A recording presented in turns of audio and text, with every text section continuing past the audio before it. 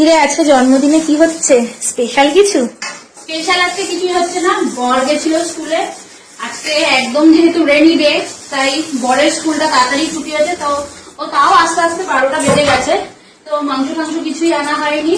আর আজকে যেহেতু মঙ্গলবার, মানে আমারও তো সেরকম পড়ানো আছে, সকালে পড়ালাম বিকালেও পড়ানো আছে, তাই চাই না যে মানে আজকের দিনটাই সেলিব্রেট করতে।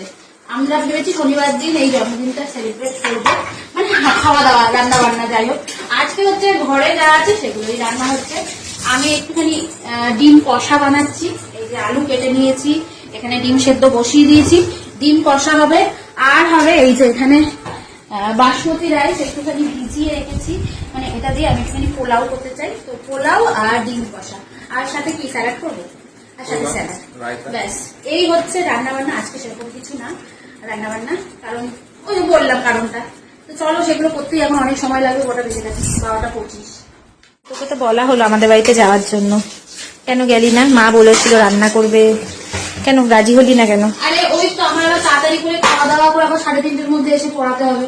এখন মা রান্না করতে করতে একটু তো সময় লাগবে, তারপরে আবার ওই তাড়াতাড়ি করে খাও তাড়াতাড়ি করে এক সময় খুব সমস্যা হয়। আর কি করার আছে, কিছু করার নেই।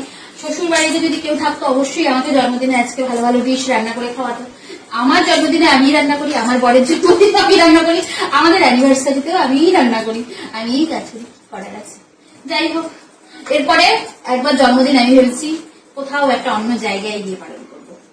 আর জন্মদিন উপলক্ষে গিফটটা তো তোমাদের দেখিয়ে দিয়েছি আমি কি গিফট নিয়েছি। আর কালকে রাত্রে 12টার সময় আমার বর আমাকে একটা গিফট দিয়েছে, কিন্তু আমি সেটা ভিডিও করিনি, সেটা তোমাদের পরে রাত্রেবেলা দেখাবো। বোনও দিয়েছে, মাও দিয়েছে, সেগুলো রান্না। আমার প্রথমবার নিজের হাতে বানানো পোলাও। বোন এসেছিল, বোন এসে একটুখানি দেখিয়ে দিয়ে গেছে, মানে মা কিভাবে করে সেটা বলে দিয়ে গেছে। এই যে ঝুরঝুরে পোলাও হয়েছে আমার, একদম একদম ঝরঝরে পোলাও হয়েছে। পোলাওয়ের রেসিপিটা যদি তোমরা জানতে চাও অবশ্যই কমেন্ট করো। আর তার সাথে হয়েছে এই যে আলু দিয়ে ডিম দিয়ে কষা, আর এখানে আছে হচ্ছে স্যালাড।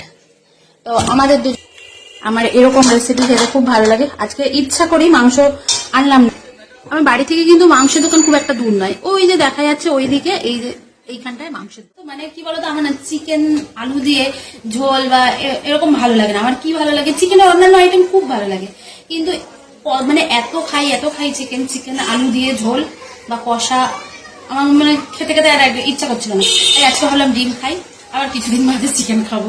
মানে দেখি শনিবার যদি কিছু করি, মানে সেদিন তো ছুটির দিনে বেশ আরাম করে খাওয়া দাওয়া, সেটাই আমার বেশি ভালো লাগে।